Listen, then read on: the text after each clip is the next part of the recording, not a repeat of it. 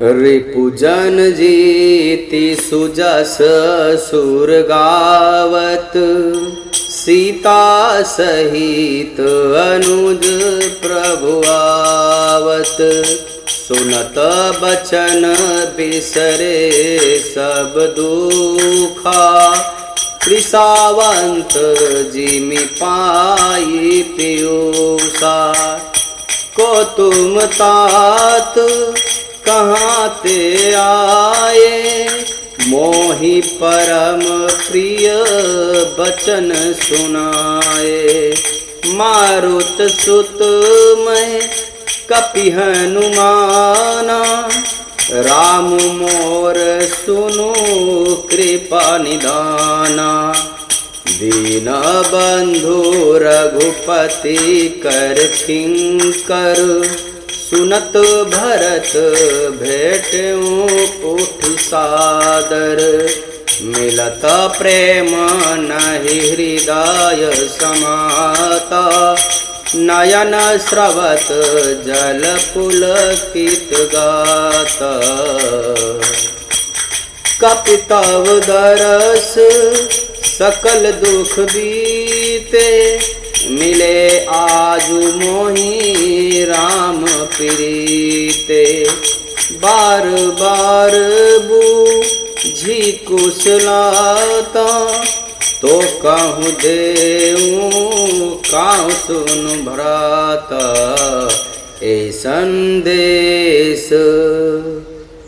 संदेश सरिस जग माही, करि विचार देखेऊँ कछु नाहि। नाहि न तात उरि न मैं तोहि, अब प्रभु चरित सुनावहु मोहि। हनुमान जी आकर के भरत जी से मिलते हैं। उत्तरकांड में हैं हम लोग। भरत जी मानो प्राण छोड़ने ही वाले थे, सही समय पर हनुमान जी आ गए। ऐसे ही होता है जब कोई भी भगवान परीक्षा तो लेते ही हैं, लेकिन एकदम सही समय पर भगवान या तो भगवान आ जाते हैं बचाने के लिए एक भक्त को, या फिर भगवान के दास आ जाते हैं बचाने के लिए भक्त को।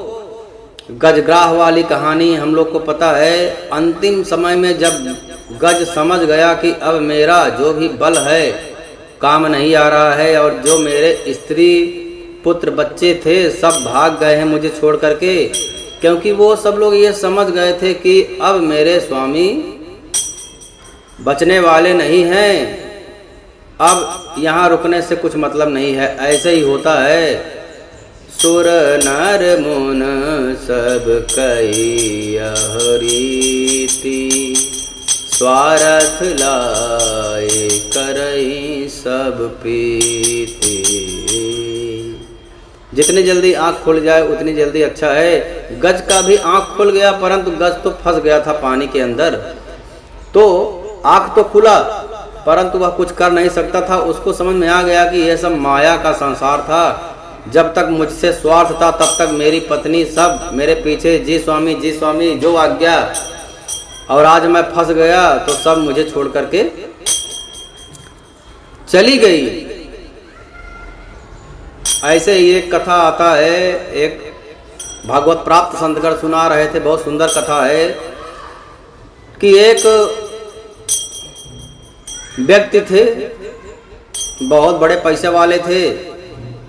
उन्होंने अपने जीवन काल में बहुत परिश्रम किया और 2-4 फ्लैट बना लिए, बहुत सारी दुकानें खरीद लिए, शादी विवाह हुआ, सब लोग उनका सम्मान करते थे। जी पिताजी, पुत्र बोलता था जी पिताजी जो आज्ञा, क्योंकि पिताजी रोज खाने के लिए देते थे और पुत्र को पता था कि मेरे पिता के अकाउंट में करोड़ों रुपए है और सब मेरा ही है। तो जब तक नाम ना हो जाए तब तक जी पिताजी जो आज्ञा करना जरूरी है। और पत्नियां भी स्वामी जो आज्ञा, ऐसा लगता था कि सतयुग आ गया है। परंतु पिताजी जो थे, जो व्यक्ति थे, उनको हो गया पैरालाइज, मार दिया। एक शरीर का एक भाग पूरा, एक पैर एक हाथ पूरा आधा भाग।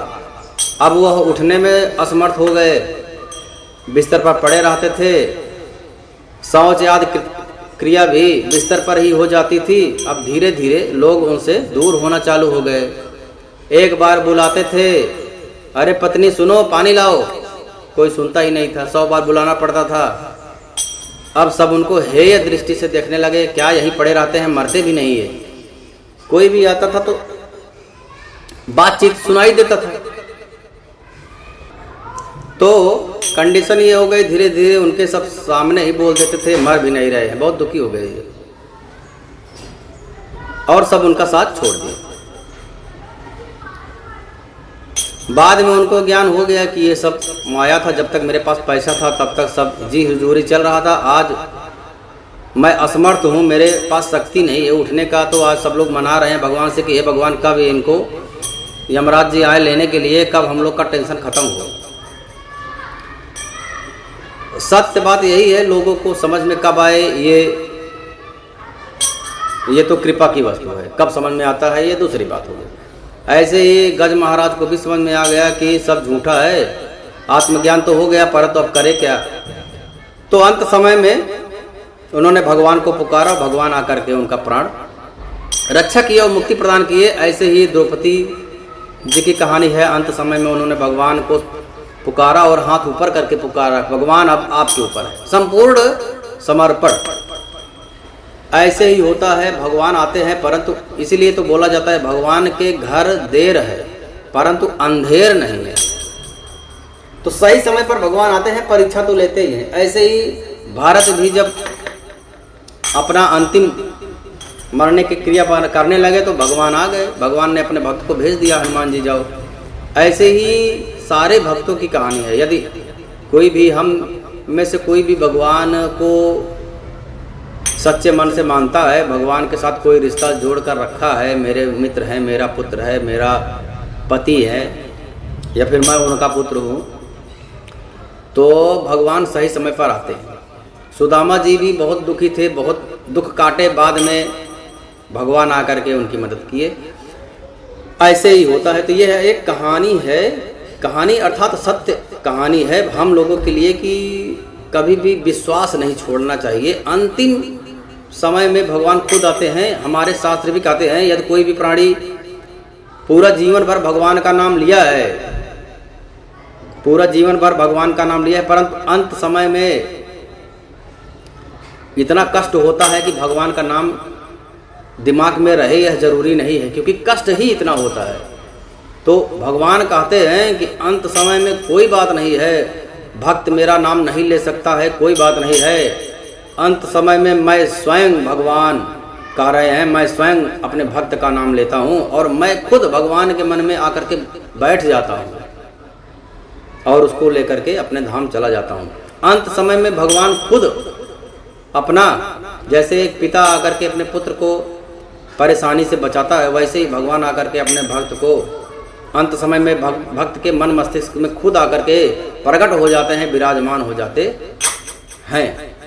ये भगवान की महिमा है, भगवान की करुणा है, कृपा है।